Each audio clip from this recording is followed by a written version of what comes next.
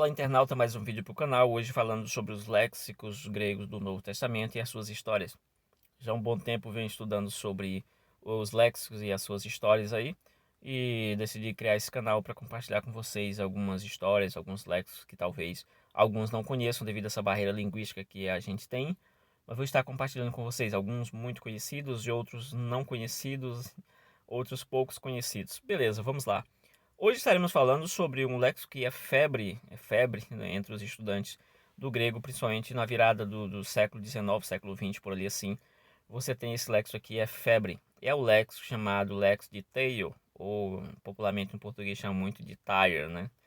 Os ingleses, os norte-americanos chamam de Tale, tá? E seria esse aqui, o Tale, que seria o Tale Greek in English, o Lexicon of the New Testament, tá? Que seria desse Joseph Henry Taylor, tá? Aqui nós temos a edição, nós temos os editores, aqui é uma edição moderna, já de 1996, capa dura, tal, bonitinho, tal. Os editores deles aqui, o Hendrickson, no caso. Quem foi esse autor? Quem foi Joseph Henry Taylor? Quem foi? Esse tem esse Lex é muito usado por alguns grupos aí, alguns grupos gostam muito dele, de citá-lo. Então vamos lá. Taylor seria esse senhor aqui. E aí algumas informações sobre ele. Ele nasce mais ou menos em 7 de novembro de 1826, e 28 no caso, em Boston, em Massachusetts, Estados Unidos. E aqui ele vai em 1850, ele vai graduar, se entra no processo de graduação, né, dos seus níveis acadêmicos. E ele vai se graduar aqui em Harvard, onde ele estuda um ano de teologia. E ele vai estudar 2 anos nesse outro instituto teológico, tá? Isso em 1857. E aí ele vai começar a sua vida acadêmica aqui mais robustamente. Em 1858 a 1854, ele vai servir como pastor, tá?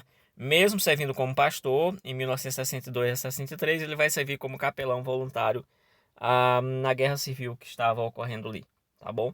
Isso é um fator importante porque ele vai influenciar muita gente a participar, principalmente da sua igreja, jovens ali, a participar como voluntário nessa guerra e também a servindo o próprio exército em si.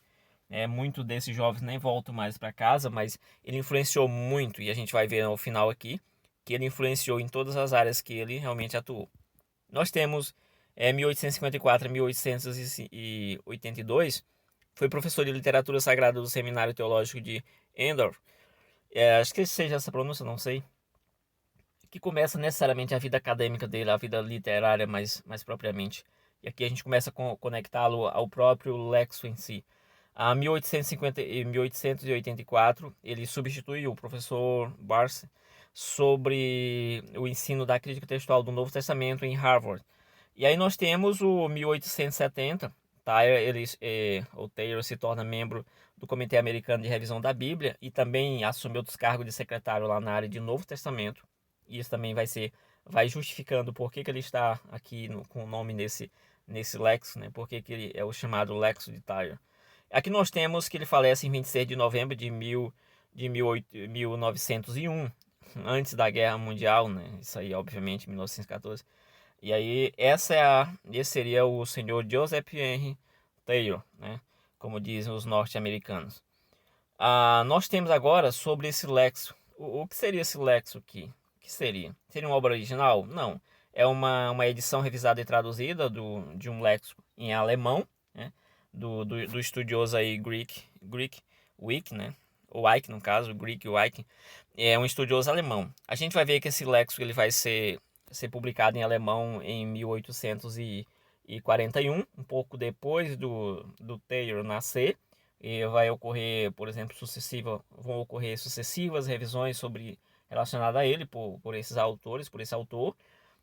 E aí, posteriormente, em 1960, daí para frente, o Taylor, por exemplo, ele vai assumir esse projeto de tradução. Ele fala quando ele volta da Europa, ele fala lá com a editora e eles começam um processo de tradução desse lexo aqui. Ele com certeza toma de conta desse projeto, juntamente com, óbvio, outras pessoas, outras equipes, mas aí ele que leva o nome aqui do trabalho.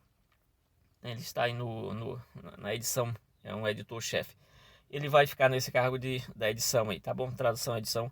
Aí em 1873 ele vai concluir a revisão de referências, né? Esse é um trabalho chato para quem escreve.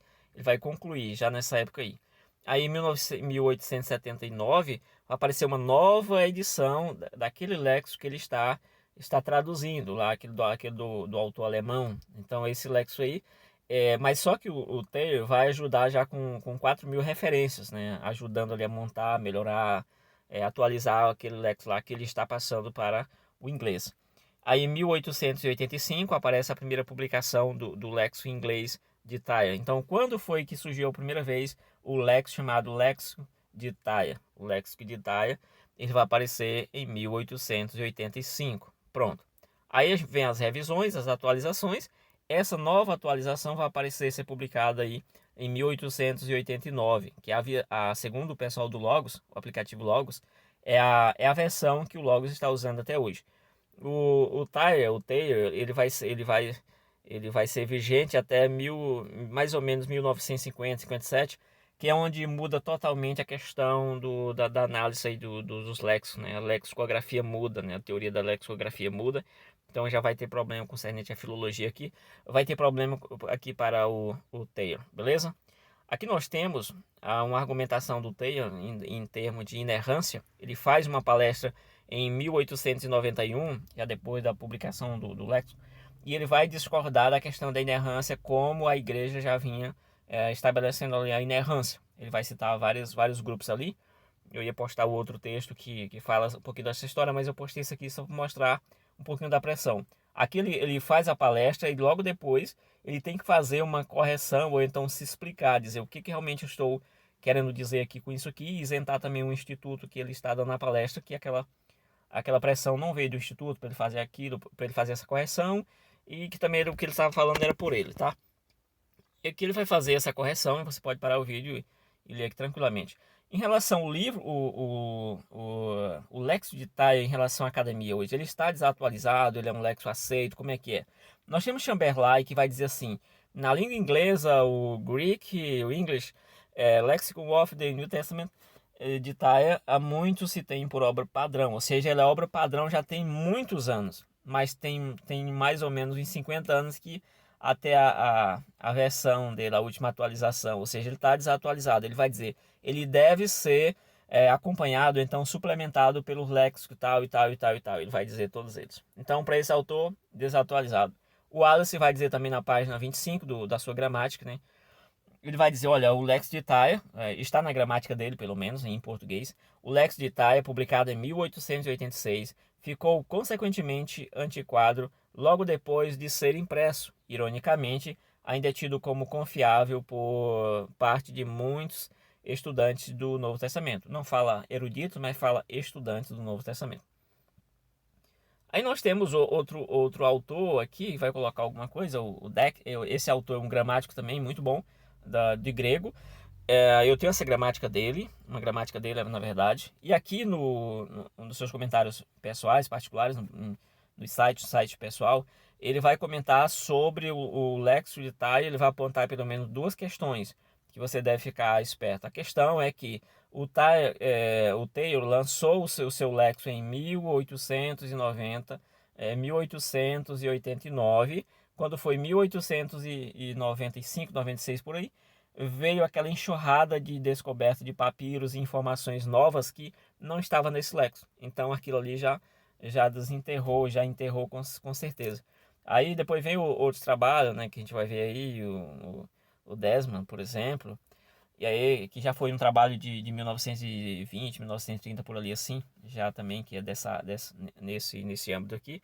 Realmente, de certa forma, vão deixar a vida do léxico de Taylor bem complicada. Tem também aquela acusação que a gente já falou no slide anterior, que é quando ele nega o aspecto lá da inerrância bíblica, então ele já vai ter problema ali. E aí o Deck, por exemplo, ele vai comentar, será se isso não, o fato dele ter essa convicção em relação à palavra de Deus, será se isso aí não interferiu a forma como ele definiu alguns conceitos ali, os caminhos que ele percorreu, a metodologia, né? Isso é uma crítica, não é tão robusta, mas ele faz uma crítica nesse sentido. E aí nós temos a crítica de outros também que ele era unitarista, né? Ele não era trinitário, ele era um unitarista. E aí você tem que ver, se não souber, ver aquelas questões do trinitário versus unitarista versus unicista, essa briga aí, tá bom? Basicamente é isso. Então, o Lex de Tai hoje ele está desatualizado, sim, pela academia está, com certeza. Se você tem um, vai jogar fora? Não. Você deve usar porque é um bom Lex, com certeza. Apenas está desatualizado em alguns aspectos, mas é um bom Lex, com certeza, e deve ser respeitado assim. Beleza? Você poderia argumentar assim, mas por que, que o Lex de Tail ele é muito usado, né, nessas obras online? Obras online você tem muitos aí, principalmente relação com Strong e tal. É porque ele está em domínio público, ou seja, ele é uma obra gratuita. Qualquer pessoa pode pegar e publicar, lançar, fazer o que quiser. Ele é uma obra que está em domínio público. Isso justifica. Mas hoje tem léxico que é muito superior a ele. Muitos que eu conheço superior a ele em termos de atualização, como o Lexo BDAG. O BDAG já enterrou com certeza o Lexo de Taya em termos de atualização. É um dos mais atuais aqui ultimamente, né? É um léxico americano e nós temos também um léxico italiano, que é mais recente ainda do que o americano. Então esses léxicos aí já com certeza enterraram. Se você gostou do vídeo, deixe nos comentários se já conhecia aí o Lex de Tyre. Diga aí se já conhecia, se já usa, o que que acha, se concorda com essas críticas ou não. Se usa, quais os pontos positivos você acha, quais os negativos. Deixa nos comentários aí que a gente continua esse bate-papo. Nos próximos vídeos eu vou estar falando de outros Lex também, que para a gente ampliar um pouquinho essa discussão. Qualquer coisa a gente continua aí nos comentários. Deixe seus comentários, dê um joinha, compartilhe se você achar legal com alguém. Até a próxima oportunidade. Não encontrei em português, em termos de YouTube, nada sobre o TAI, em termos de vídeo explicativo assim. Então deixar minha contribuição aí. Valeu, fui!